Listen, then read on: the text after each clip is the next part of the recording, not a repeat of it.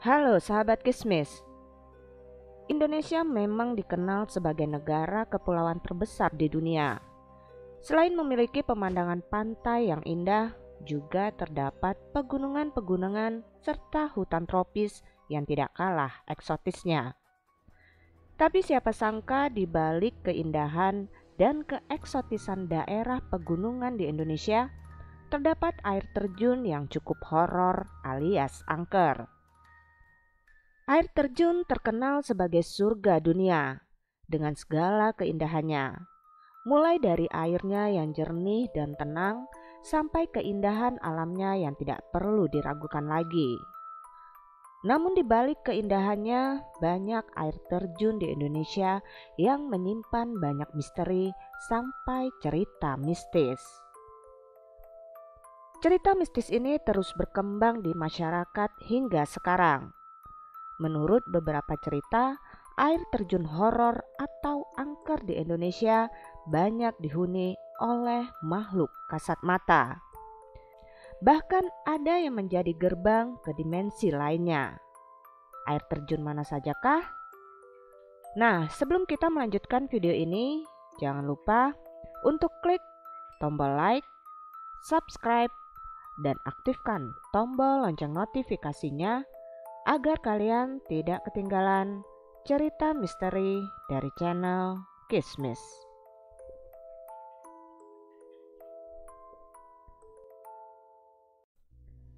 Kemunculan air terjun di Indonesia dikaitkan dengan hal mistis.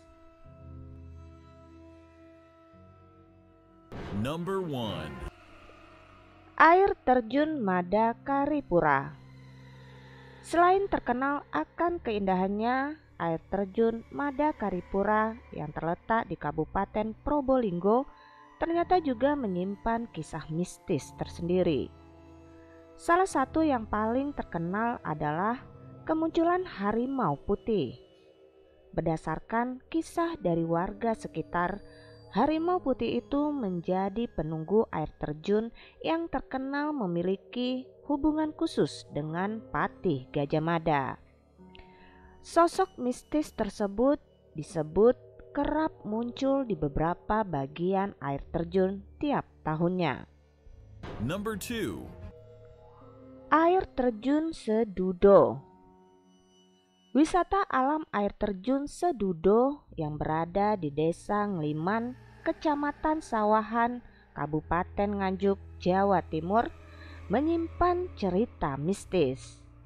Selain pesona dan keindahan alamnya yang memanjakan mata, kompleks air terjun Sedudo juga dijadikan lokasi pencucian pusaka.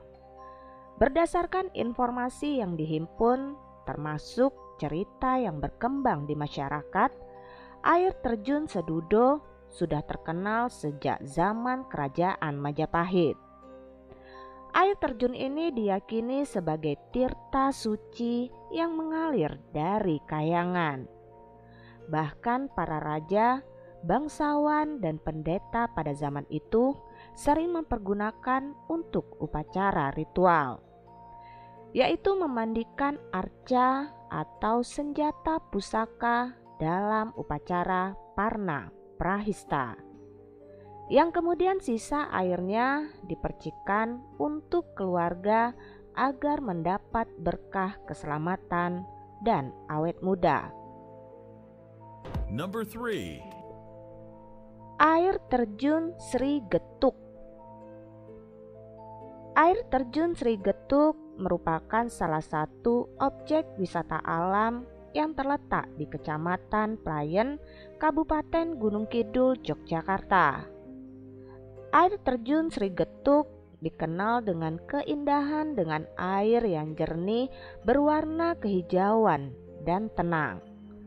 Air terjun Sri Getuk memiliki tinggi sekitar 25 meter dengan 3-5 terjunan air terjun tergantung musim.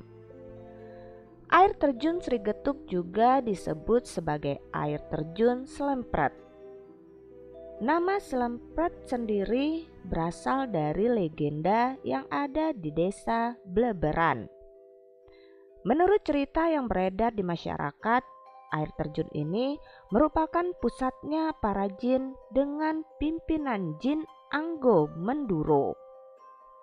Air terjun ini bermula dari 3 sumber mata air, yaitu Kedungpoh, Ngandong, dan Ngumbul.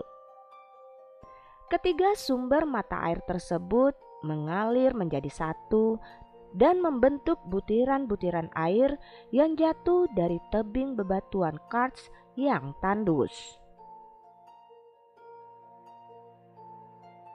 Number 4.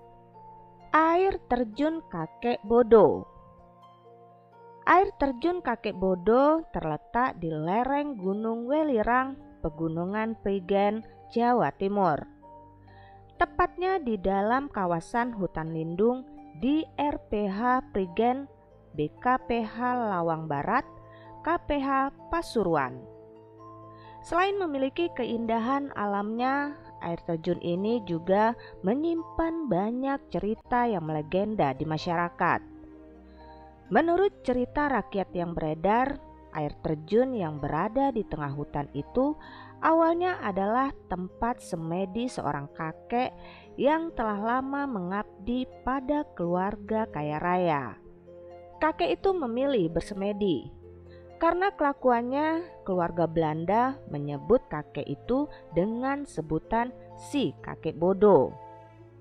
Berkat bertapa dan bersemedi, sang kakek memiliki kelebihan atau kesaktian yang digunakan untuk membantu masyarakat setempat yang meminta pertolongan. Dan setelah kakek bodoh meninggal di tempat bertapanya, makamnya sampai sekarang masih dikeramatkan oleh penduduk setempat. Percaya atau tidak, semua tergantung kepada diri kita yang menyikapinya.